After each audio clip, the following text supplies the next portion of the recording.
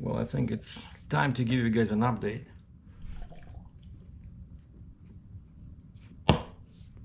So the truck is all done.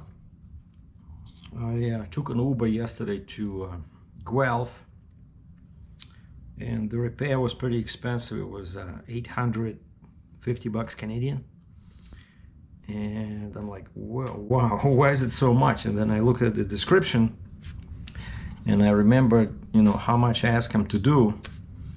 And basically what they did is they aimed the headlights on the truck, and they searched for air leaks. Of course, couldn't find any air leaks where I heard before, behind the sleeper. And then the most important thing is they fixed the strobe lights on all the flip axles and on the trailer and on the booster, because the booster was on the deck. And I asked them what was the problem, and they said one wire was broken in that section. Two lights were bad, like those strobe lights themselves were bad, and they're pretty expensive. And one switch was bad. So this after winter, because I had lots of ice and snow in there, and I remember I was trying to clean it, and I knew that I might damage the wires, because it was all stuck together when I went through Northern Ontario.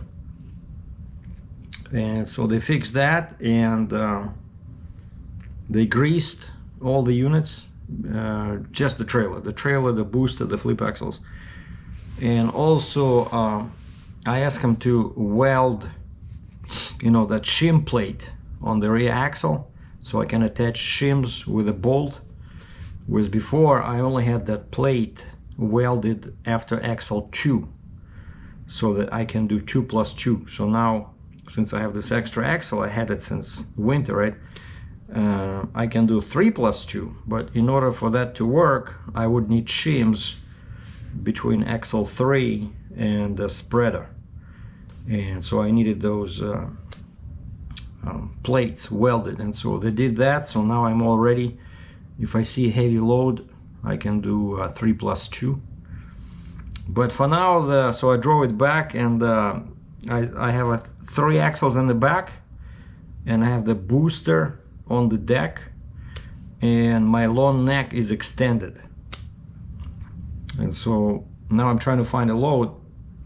So depending what kind of load I'll find, I'll have to call the wrecker again and at least take off the booster, put it on the ground, and maybe flip the neck, because right now it's too long.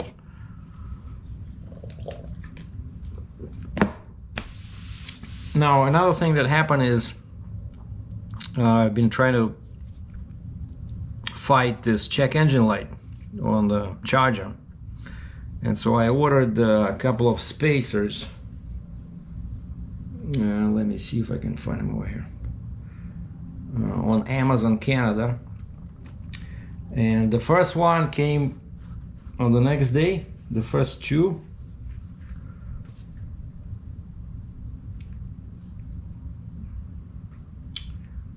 And they were straight. So they looked like this. And they were pretty cheap, so only 18 bucks Canadian for 2 pieces, right? But when I went back to the shop, I asked them, I said, I showed them this picture, and I said, do you guys think this will work? And the car was on the hoist, and we saw right away that that would not work, and I would need something like this.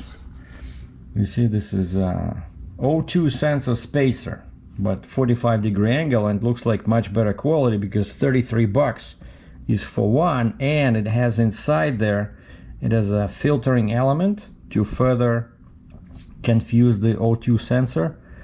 And so I ordered that one. So, and then I also ordered the last one I ordered, so those 3 came yesterday, but this one took the longest. This one, 40 bucks Canadian, 90-degree angle, and it also has a filtering element in here. And so this one they tried to deliver yesterday at 7 p.m.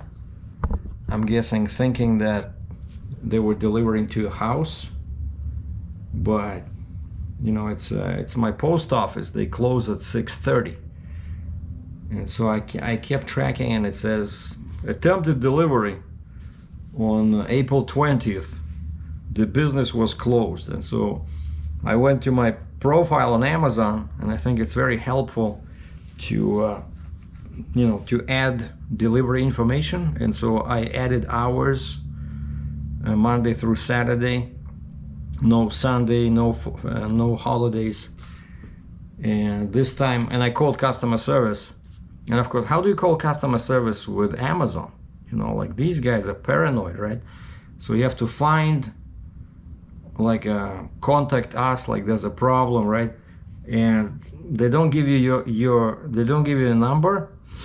So eventually I was able to see a screen where it says, talk to us, call us, enter your number.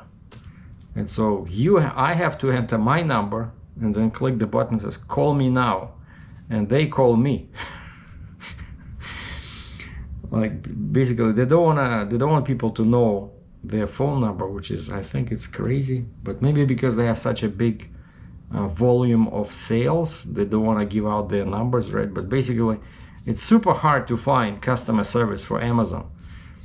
And the delivery, of course, nowadays Amazon has their own Amazon delivery, like the inside carrier, and these guys, they always run into issues when trying to deliver my orders. And so I added some extra information in my profile, so now they should be good, because now it shows that the delivery place is a business, and I added the hours.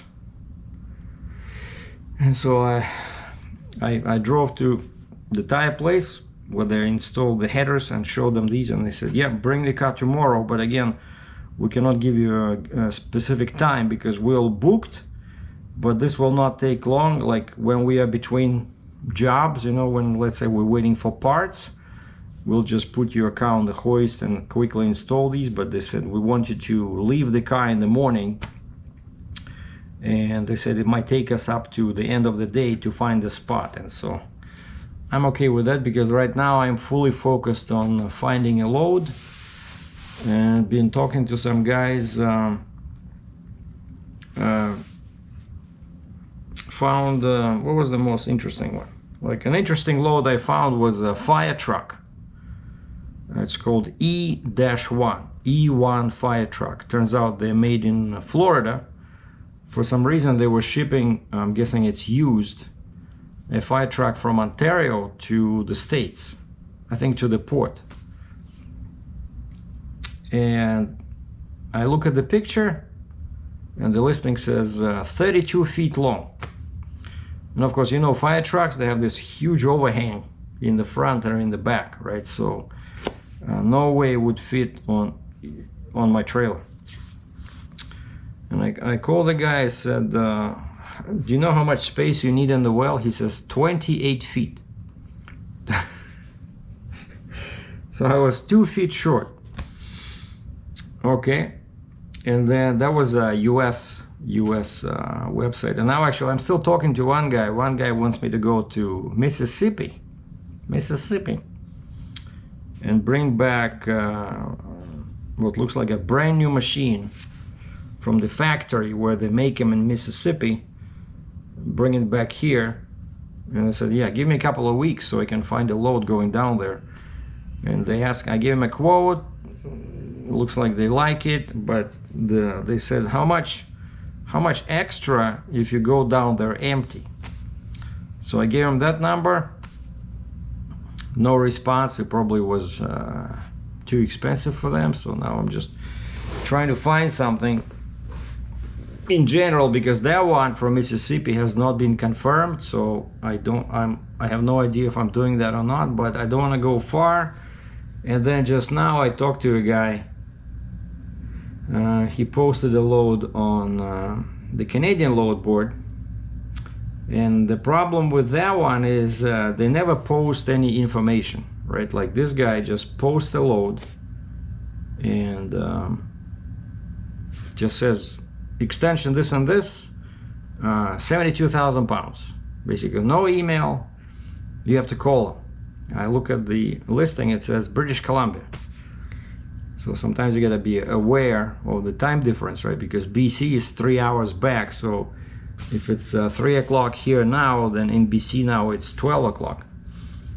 So anyway, I call the guy and I give him my email address, and he sends me a picture.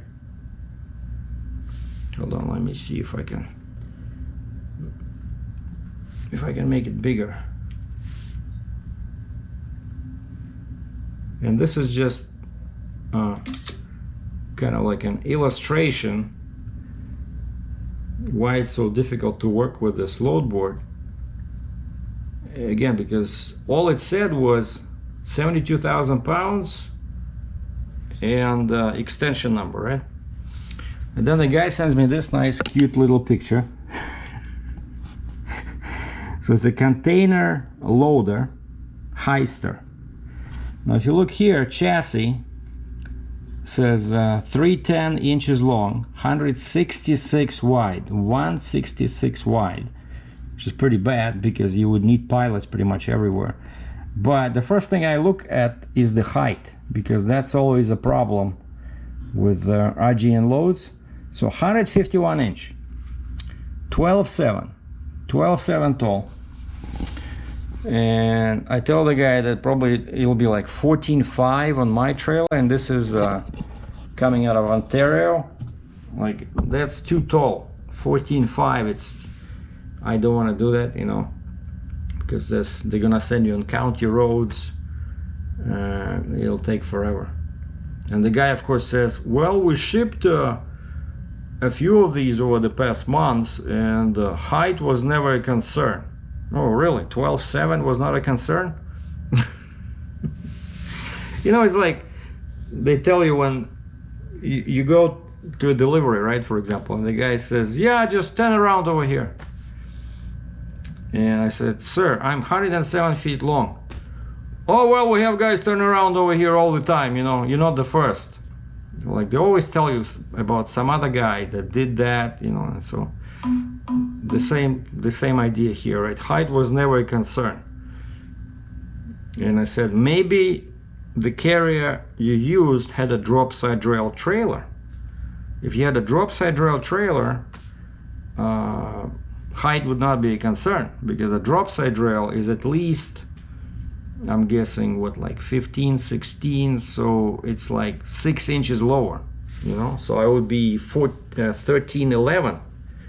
Like, if I had now my 55-ton drop side rail, I would be below 14 with this. But 14.5, I don't want to touch it. Too much. I think they might even send you on a barge. No, why would they send me on a barge? That's in Detroit. No, this one was going south into US. But they're just, you know, just one example. Okay, and let me see if my load board is open. I'll give you a couple of other examples who I've been talking to. Oh, and one more thing I did was I needed to pay my Kentucky weight and distance return. And each time I try to log in, just punch in drive.ky.gov. Each time I put that in, I see a very weird result. It says access blocked. and there's a string of numbers. Like, what? I tried Chrome, I tried Safari, I tried the public Wi-Fi that I was sitting at Starbucks. I tried the hotspot on my phone. I tried the hotspot on my Bell Mobility modem. The same. I cleaned up all my cookies, cleaned up all cache, installed the antivirus software, just thinking maybe I got a virus or something. No. And then I asked a friend of mine who's sitting in Alberta, the freight broker. I said, could you please try to log on, see what it says? And he found that it would not allow him to log on, to basically go to that website either. And then while he was doing that, I Googled and I found a website. Actually, there's a cool website where you just, let's say if you think you're having a issue, you don't know if it's an issue with your computer or with the web. There's a website where you can enter that domain name, and it'll tell you, is it you or is it the website is down. I found it somewhere on Google. And so I entered that driveky.gov,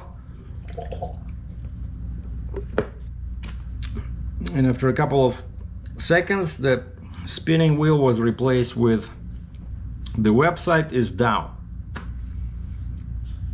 And so I found the contact number, contact email address for Kentucky DOT, sent them an email, and they said, yeah, use this link to log in. It turns out they changed their website.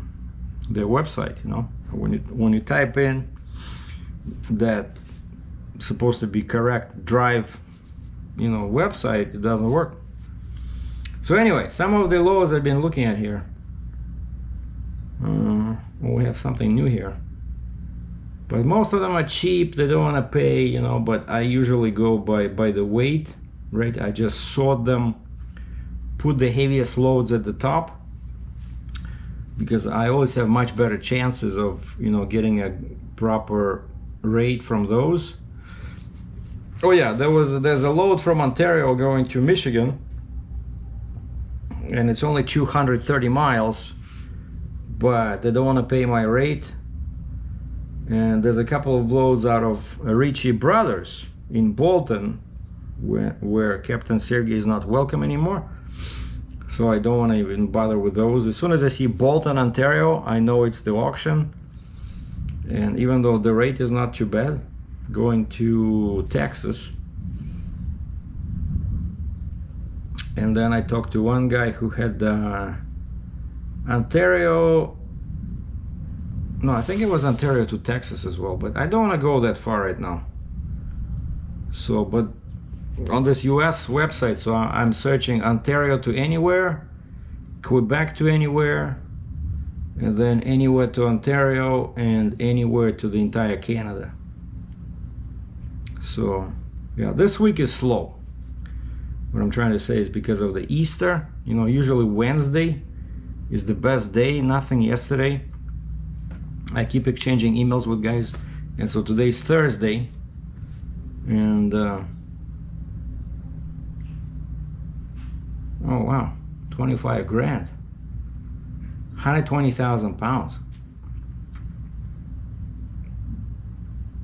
But that's only 871 a mile, because it's 2,800 miles. Yeah, right. Forget it. So anyway, something will show up sooner or later. I'm not too concerned. And also this weekend there's a truck show in Toronto over the weekend. Let me see, truck show, Toronto, Truck World. Yeah, it's called Truck World.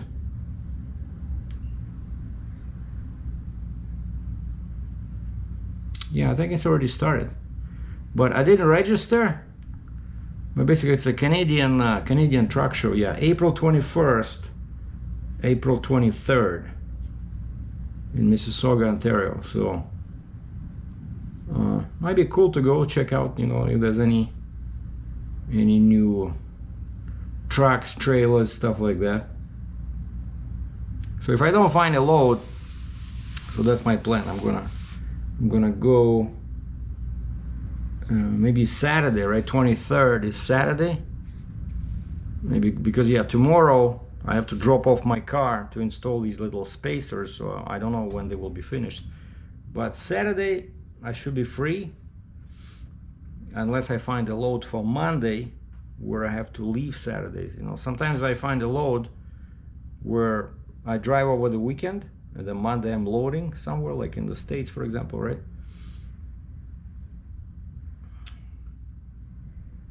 But yeah, this must be... I went there once. You see this Truck World, April 21st, 23rd, International Center, that's the exhibition center, 1600 Airport Road. But you have to register, I think. Yeah, you have to register on site, cash only. What? Oh, on site. So basically over there. When you go to the exhibition center, you can buy a ticket right there. So that's just something I might to do this weekend. So that's my update. So still in with no loads, but the truck is ready. The car should be ready tomorrow. I hope those little spaces will allow me to get rid of the check engine light.